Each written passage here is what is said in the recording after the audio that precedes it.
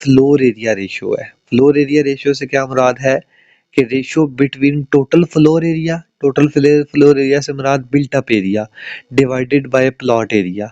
अब इसकी बात करें तो ये अगर हमारे पास कोई बिल्डिंग है तो इस बिल्डिंग में ये हमारे पास फ्लोर एरिया है, तो फ्लोर एरिया को डिवाइड करेंगे टोटल प्लॉट एरिया के साथ।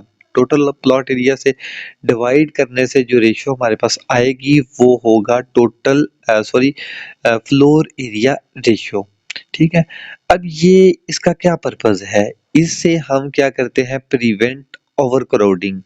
बी ओवर क्राउडिंग को हम इससे कैसे प्रिवेंट कर सकते हैं, या जो है जी डेंसिटी, पॉपुलेशन डेंसिटी और बिल्डिंग जो है ये जो है ना इसको भी जी रेगुलेट करते हैं।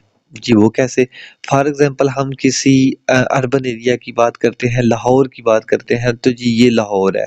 ठीक है, लाहौर में इतनी पॉपुलेशन है वो किस लिए है, क्योंकि वहाँ पे फ्लोर एरिया कह लें या सेटलमेंट कह लें, बहुत ज़्यादा सेटलमेंट है। आपको ग्राउंड बहुत कम नज़र आएँगे, आपको खाली ज़मीनें बहुत कम नज़र आएँगी। Maximum area road, commercial area, industrial area, ठीक है, तो सारा जो है वो सेटलमेंट है सारी। अब सेटलमेंट से क्या होगा, जितनी ज़्यादा सेटलमेंट होगी पॉपुलेशन डेंसिटी भी उतनी इंक्रीज़ होगी। पॉपुलेशन डेंसिटी इंक्रीज़ हुई और बाकी ये जो ग्राउंड एरिया था, ग्राउंड एरिया कम होने की वजह से जो रन ऑफ वाटर है या जो बारिशी पानी है वो इधर से इनफिल्ट्रेट या इनफिल्टर होके ज़मीन में कम जाता है। ठीक है, अब जब कम ज़मीन में जाएगा तो होगा क्या, डेंसिटी इंक्रीज़ होगी, ये पॉपुलेशन ज़्यादा होने की वजह से।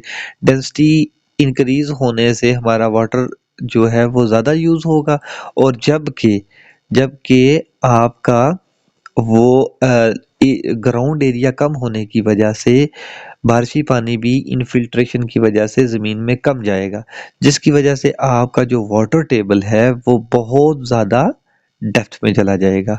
ठीक है, और ये एक बड़ी खतरे की घंटी है। ठीक है, अब जी इसको कंट्रोल करने के लिए ये FAR हम चेक कर रहे होते हैं कि फ्लोर एरिया रेशियो क्या है। ठीक है, और हर सोसाइटी के लिए इसकी रेशियो जो है मुख्तस कर दी जाती है। ठीक है, इससे ज़्यादा FAR नहीं होना चाहिए। नेक्स्ट